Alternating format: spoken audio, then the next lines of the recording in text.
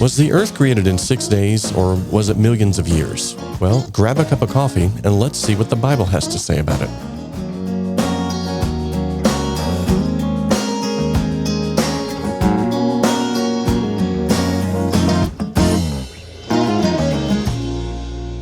A lot of the examples used in this teaching have a visual aid to accompany them, although this should work just fine in audio form.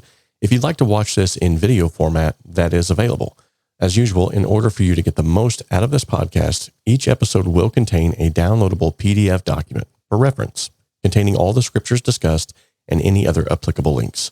Now, let's get into today's lesson. As we talk about this subject today, I want you to ask yourself, what kind of glasses am I wearing? Essentially, there are only two different viewpoints. Those viewpoints being a biblical view, where the evidence that you see is based on what the Word of God says, and the lens of God's Word magnifies every detail. Or there is the worldview, where the evidence that you see is based on what man says, and the lens of mainstream science will then dictate to you what the details are. So with these two viewpoints, it actually can be narrowed down to intelligent design or random chance. So either the watch has a watchmaker, or there has been, out of chaos, order. Let's talk about that a little bit more in depth. One of the big questions that comes out of this is, well, was the earth created in 6 days, or was it actually in millions of years? So from the creationist viewpoint, we say that God created the world and everything in it as his word declares. Whereas from the evolutionary standpoint, or the mainstream science would tell us that millions of years of random events accidentally made everything.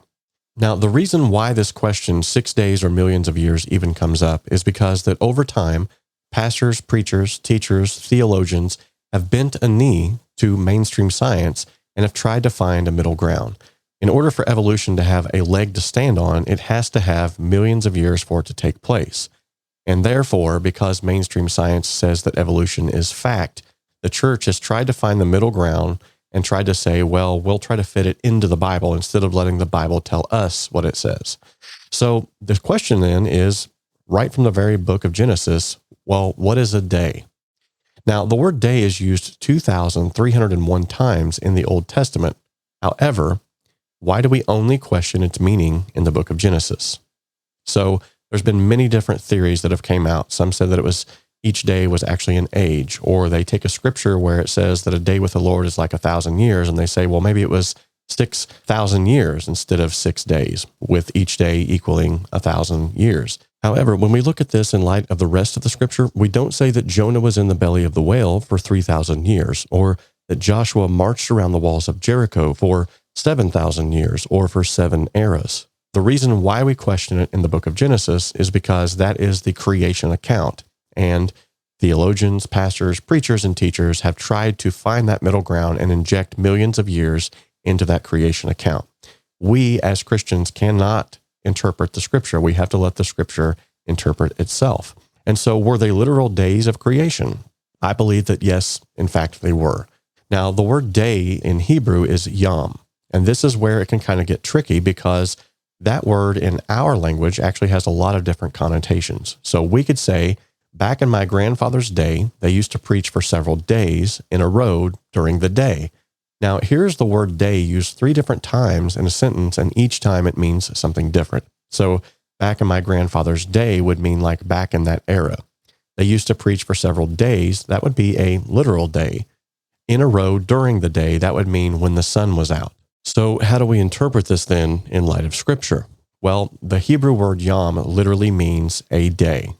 There is no era, there is no when the sun's out, and God actually solidifies that. He says in Genesis chapter 1 and 5, and God called the light day, and the darkness he called night, and the evening and the morning were the first day. So from the very first thing that he does on the creation account is he creates light and darkness to separate night and day. And then he calls that a day. Now in Genesis 1 and 8, we see the second day, but it's preceded by the evening and the morning were the second day. The evening and the morning were the third day. The evening and the morning were the fourth day. So over and over again, we see where God creates a contrast between light and dark, as we would say, day and night. And then he says, this is what a day is. So I believe that Scripture just interprets itself, and it lets us to know that this is a literal 6-day creation right from the Word of God.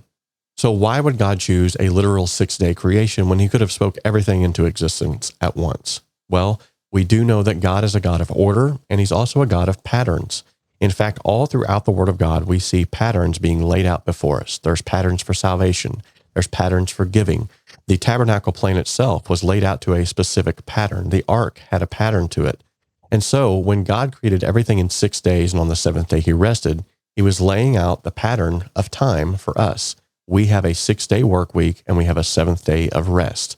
So why would there be such an onslaught of an attack on the very first book of the Bible, on the very first chapter of the Bible? Because our adversary knows that if the foundations be destroyed, what can the righteous do? Now, another translation of this says, if the foundations be destroyed, what will the righteous do about it? And so today, we are hoping to help you to gain a better understanding of your foundations so that you have something good to build off of.